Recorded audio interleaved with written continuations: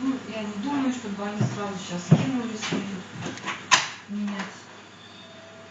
А документация там вся внутри лежит, да? Да я даже не открывал ничего. Но ты не переустанавливал? Не, до этого даже не дошло. Хорошо.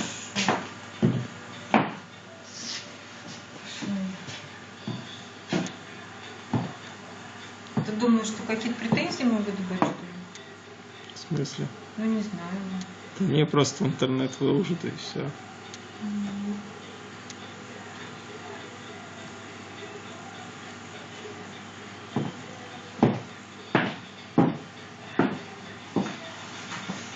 Вернуться в исходное состояние, то, что ты выбираешь. Вот. Проблема при возврате ПК в исходное состояние. Вот и все.